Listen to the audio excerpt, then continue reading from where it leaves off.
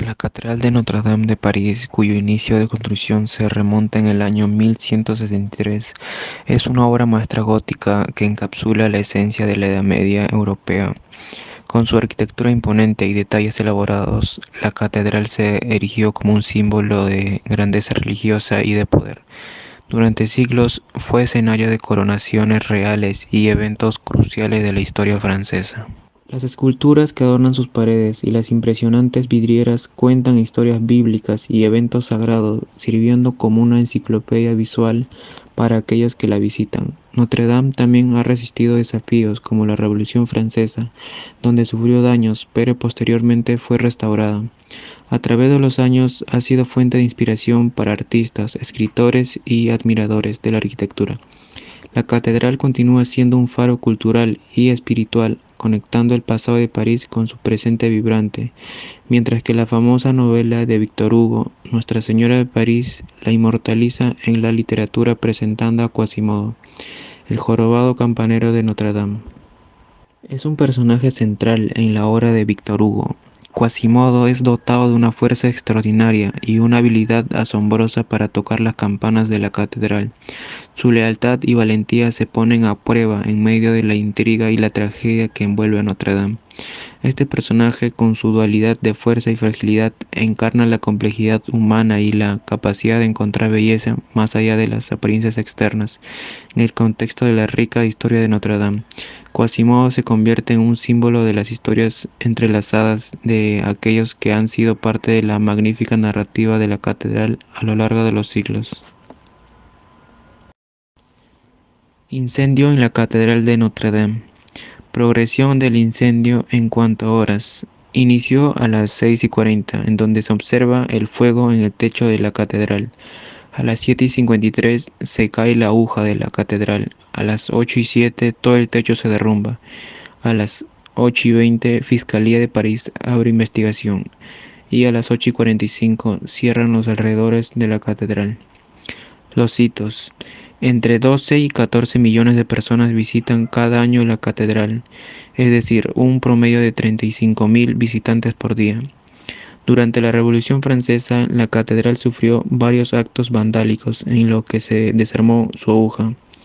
Las campanas de la catedral sonaron para anunciar el 25 de agosto de 1944 la liberación de París.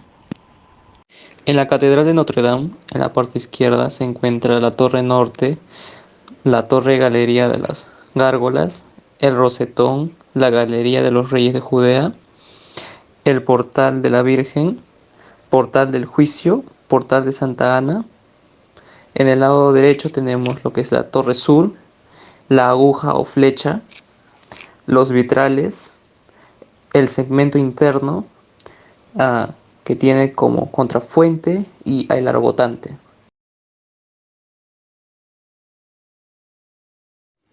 La Catedral de Colonia fue encargada por Konrad von Hostetten, el arzobispo de Colonia de 1238 a 1261. La construcción de la catedral comenzó en 1248 y fue paralizada en el año 1439, y luego se volvió a empezar y se terminó y completó en el año 1880, o sea, 600 años después. Es la iglesia gótica más grande del norte de Europa y queda en Alemania. Es también el monumento más popular de esta. Y en la fachada lo que más destaca son las torres grandes, que alcanzan una altura de más de 100 metros. Se caracteriza también por usar unos arcos en sus ventanas que son clásicos de la arquitectura gótica y decorados con una ornamentación intrincada que reflejan el acercamiento del hombre hacia Dios. Grandes ventanales con temática religiosa, de los cuales varios han sido restaurados debido al bombardeo que sufrieron por la Segunda Guerra Mundial, al igual que los arbotantes que sostienen la edificación y siguen perdurando hasta el día de hoy, y son las bases para que esta iglesia siga existiendo.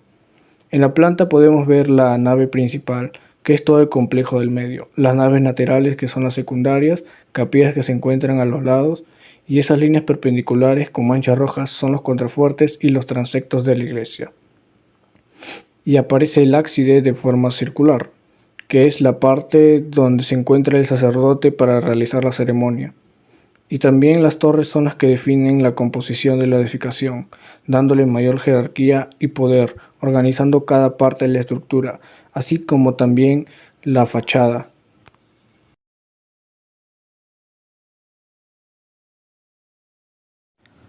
La Catedral de Santa María de San Julián de Cuenca, ubicada en España, se empezó a construir a finales del siglo XII, tras la conquista de la ciudad, pero su núcleo fundamental tomó forma en el siglo XIII.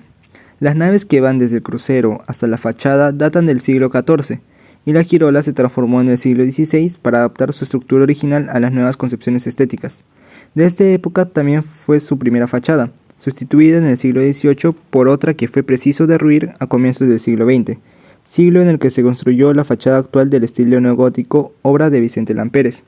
En conjunto, la Catedral de Cuenca es el resultado de una compleja serie de aportaciones arquitectónicas a lo largo de los siglos, que nos permiten hacer un recorrido por los distintos estilos artísticos de cada época con tan solo visitarla. Originalmente su estilo es gótico, del que se conserva la primitiva crucería de la bóveda y sobre todo el singular triforio. Las capillas que cubren las naves laterales fueron edificadas entre los siglos XVI y XVII, destacando entre ellas las de los apóstoles, la del Espíritu Santo y la de los caballeros, además de salas nobles como la sacristía y la sala capitular. Casi todos estos recintos tienen en su entrada espléndidas rejas que dan fe de la importancia de los talleres de la especialidad que hubo en Cuenca. En la fachada se aprecian rasgos importantes de la arquitectura gótica, como por ejemplo las torres, la escultura, el rosetón, los arcos apuntados, los pináculos y los pórticos.